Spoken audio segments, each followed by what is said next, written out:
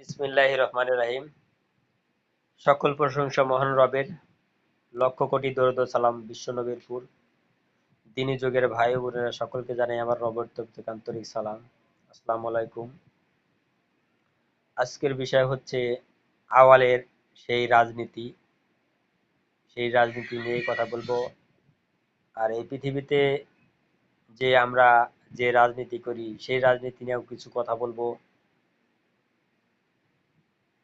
এজন্যই আজকের বক্তব্য রাজনীতি বিষয়ে দেওয়া হয়েছে। আমরা রাজনীতি শব্দের অর্থ যেটা বুঝি সেটা হচ্ছে রাজার নীতি। আর আওয়ালের সত্যে যদি যাই সেটা হচ্ছে আল্লাহর নীতি অথবা মানবের নীতি।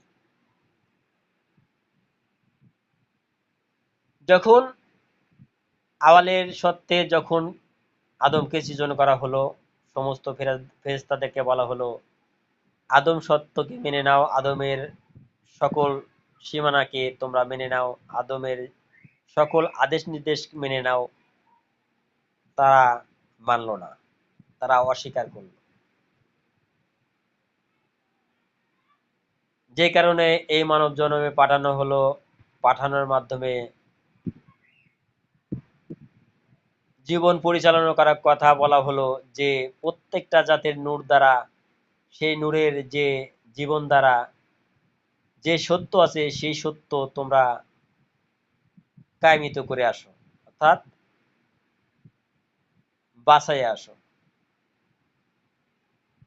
তাই সেখান থেকেই রাজনীতির উৎপত্তি।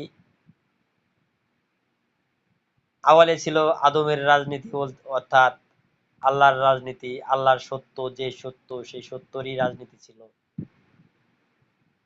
এই পৃথিবীতে এসে সকল নবী রাসূল কিছু সত্য কিছু রূপক মিশ্রিত করে মানুষকে মিথ্যা ধোঁকা ফাঁকি রাজনীতি শিখিয়ে গেছে। তারা সেই মিথ্যা ধোঁকা ফাঁকির মাধ্যমে এই পৃথিবীতে মানুষকে ভুল বুঝিয়ে আসছে। যে সত্য কোরআনের যে সত্য দেখিয়ে গেছে সেই সত্য তারা মানে না। যদি সত্য মানত অবশ্যই মানব হওয়ার রাজনীতি করত, মানবের রাজনীতি করত। মানবের রাজনীতিতে কোনো ধ্বংস নাই, মানবের রাজনীতিতে কোনো হিংসা নাই, মানবের রাজনীতিতে অহংকার নাই, মানবের রাজনীতিতে কোনো কাউকে ছোট করার ভূমিকা নাই। আদম হইতে শুরু করে বিশ্বনবী পর্যন্ত, বিশ্বনবীর পর থেকে এই 1400 বছর পর্যন্ত একটি মানুষও সেই সত্যর সন্ধান পায়নি, আর সত্যর প্রকাশ করতেও পারেনি।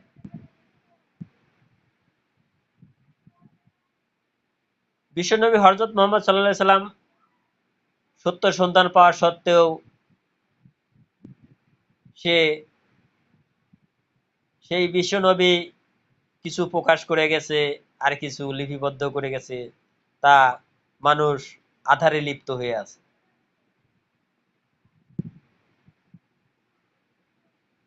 বিশ্বনবীর পর 1400-1500 বছর পরে যখন আদম নূর এই পৃথিবীতে দণ্ডমান হলো, দণ্ডমান হয়ে বলল আমি সেই কোরআনের মালিক, আমি সেই আশরাফুল মাখলুকাত, আমি সেই কোরআনের সত্য, এই সত্যের ছায়াতলে আসো, তোমরা কোরআনের ছায়াতলে আসো, তোমরা হেদায়েতের গণ্ডিতে আসো। গুটি কয়েক মানুষ ছাড়া আর কেউ সেই কোরআনের ছায়াতলে আসে নাই। আর সেই কোরআনের ছায়াতলে গুটি কয়েক আসলেও সেখানেও রাজনীতি, এই পৃথিবীর মিথ্যা ধোঁকা ফাঁকি দিয়ে তারা মিশ্রিত। যে কারণেই আল্লাহর নূর ধারণকৃত ব্যক্তিরা ওই মিথ্যার কাছে থাকে না, তারা সত্য নিয়ে চলে, তাদের সঙ্গে আপোষ করতে রাজি নয়।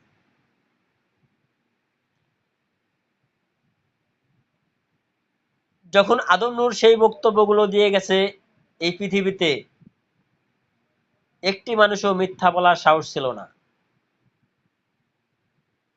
হয়তো দূরে থেকে কেউ বকাবকি, কেউ গালাগালি করেছে, সামনে এসে দাঁড়ানোর মতো ক্ষমতা কারোই ছিল না।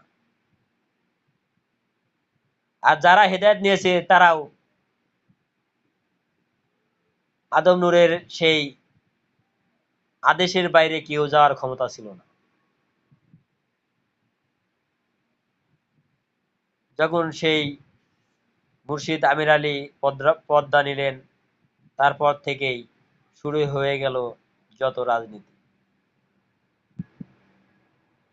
তারা নিজেরা সকলেই সেই মিথ্যার রাজত্ব করতে চায়, সত্যকে প্রকাশ করতে থেকে বিরত থাকতে চায়। কারণ একটি মানুষ যদি সত্য দেখাইতে চায়, তাকে কিভাবে মিথ্যা দিয়ে ঢাকবে, তারা সেই চিন্তায় লিপ্ত হয়। এবং কি তারপর মিথ্যা চাপানোর উদ্দেশ্যে তারা উদ্দেশ্য করে বলে যে এই বকাটা দিল কে। আর একজন বলে যে আমরা পরিকল্পনা করে ওই জায়গায় যাওয়ার সিদ্ধান্ত নিছি, কে বলেছে।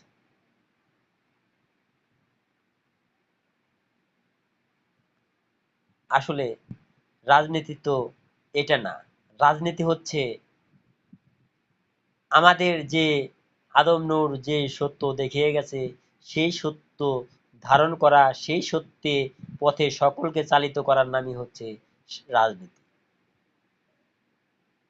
যে রাজনীতিতে সকলেই সাপোর্ট করবে, কেউ ব্যতিক্রম হবে না। কারণ সত্যিকারের রাজা কে? সত্যিকারের রাজা হচ্ছে সেই মহান রব, যার আদেশের বাইরে পৃথিবীর সৃষ্টিকুল কোথাও যেতে পারে না, তারা সীমাবদ্ধতাই থাকে।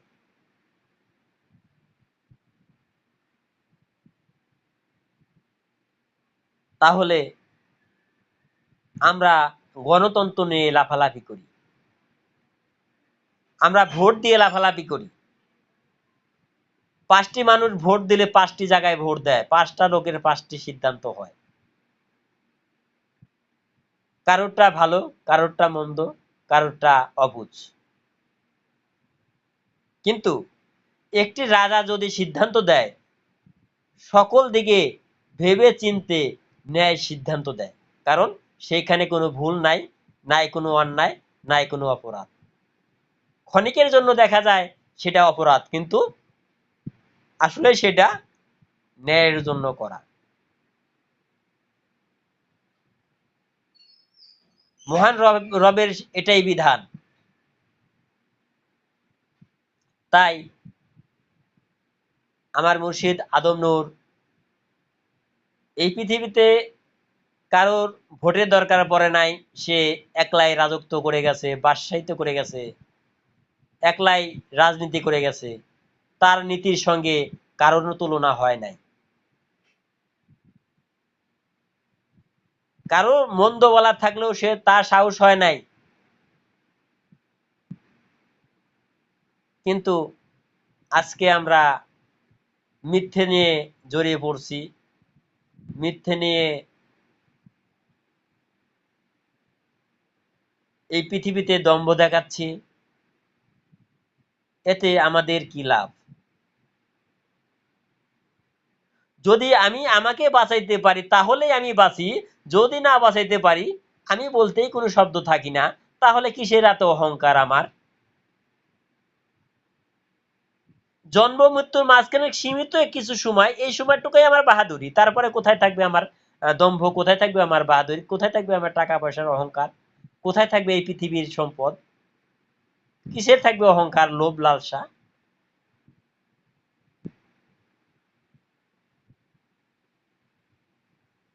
যদি এটাই জীবন হয়, তাহলে কোরআনের আয়াত তো মিথ্যা বলে নাই, কোরআনের আয়াত তো সত্যই বলছে। একমাত্র তুমিই তোমার জন্য ধ্বংসকারী, একমাত্র তুমিই তোমার নিজের জন্য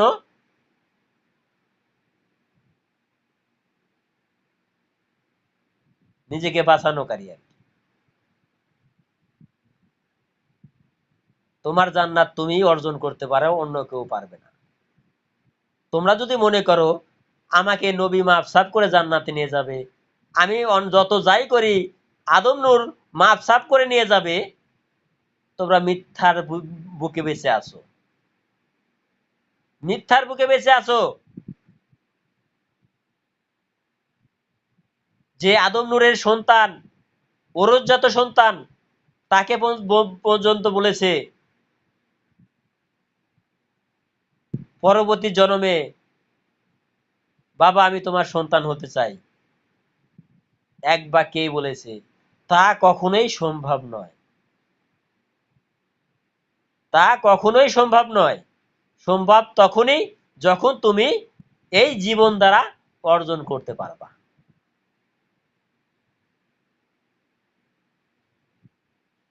আওয়ালের সত্ত্বে দুটা পরিচয় থাকবে, সে হচ্ছে নারী আর পুরুষ, স্বামী স্ত্রী সম্পর্ক।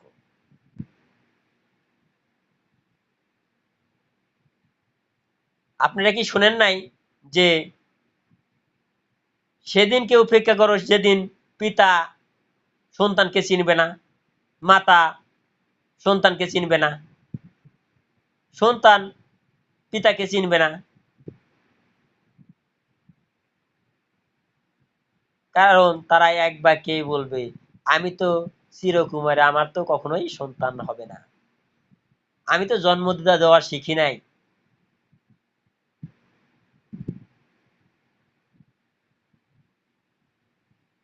আমি তো আনন্দ করতে আসছি এখানে, জন্ম দিতে আসি নাই। জন্ম দেওয়ার জগৎ তোমার এখান থেকে শেষ হয়ে গেছে। তাই আমি সকল ভাই বোনদের অনুরোধ করব এবং কি সকল মানুষকে অনুরোধ করব, আমরা কোরআনের ছায়াতলে আসি, কোরআনের সত্য ধারণ করি, কোরআনের সত্য পালন করি, সেই কোরআনের কে নিজের অস্তিত্বে কায়েমিত্ব করি, নিজেকে বাঁচাই, অপরকে বাঁচানোর রাস্তা দেই।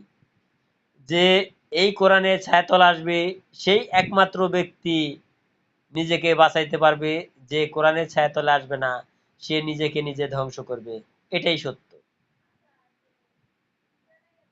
সর্বশেষে কোরআনের একটি আয়াতের ব্যাখ্যা না দিলেই নয়, সত্য আগত মিথ্যা দূর হতো, এটা হবারই ছিল, এটা হবেই, এটা চিরঞ্জীবী সত্য, এটা মিথ্যা করার উপায় কখনোই কারণ নাই। কারণ মহান রবের আইন, মহান রবের যে বিধান, তাহা চিরধার্য, তা কখনোই মিথ্যা হবার নয়। কেউ যদি মনে করে যে আমি আমার মতো আমি সকল কিছু তৈরি করব, তাহা হবে, তাহা মিথ্যা। এই পৃথিবীতে আপনি আমি বলতেই শুধু মানব না, আদম হইতে শুরু করে লক্ষ কোটি কোটি মানুষ আসছে পৃথিবীতে, চলেও গেছে। এমনও পৃথিবীতে মানব ছিল সারা পৃথিবী একলা রাজত্ব করেছে, বাদশাহিত করেছে, সেও এই পৃথিবীর থেকে চলে গেছে, সেও এই পৃথিবীর থেকে চলে গেছে। কিন্তু তারাও সেই ধ্বংসের জগতে লিপ্ত হয়েছে। ধ্বংস জগতে সকলকেই যেতে হবে, কারণ এই মানব দেহটা ধ্বংস থেকে আসা, তাই ধ্বংসই লিপ্ত হবে। আর এই মানব দেহ দ্বারা যাহা অর্জন করবেন তাহা হচ্ছে চিরঞ্জীবী, তাহার কখনোই ধ্বংস হবে না।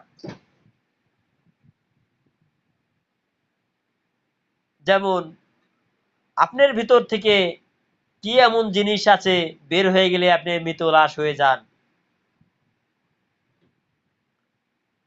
আপনার ভিতর থেকে কি এমন জিনিস আছে বের হয়ে গেলে আপনি মৃত লাশ হয়ে যান? আপনি বলতে কিছু থাকেন না, তা মাটিতে ধুয়ে আসতে হয়।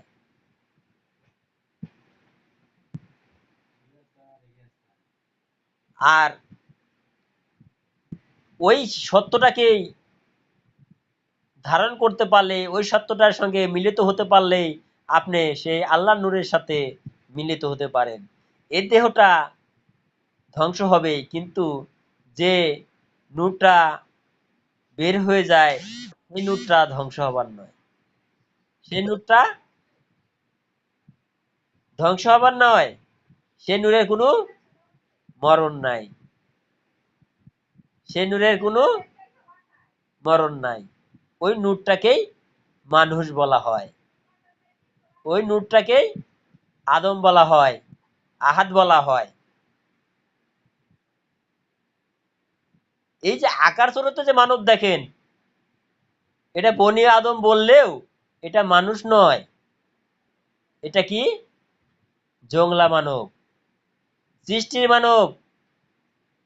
বাংলা ভাষায় সৃষ্টিও বলা যায়। তাই সবাই সত্য ধারণ করি, সত্য পালন করি। এই সত্যের মাধ্যমে সত্যর রাস্তা সবাইকে দেখাই, নিজে কায়েমিত হই, অন্যকে কায়েমিত হওয়ার রাস্তা দেই। আমি এখানেই বক্তব্য শেষ করছি। আসসালামু আলাইকুম।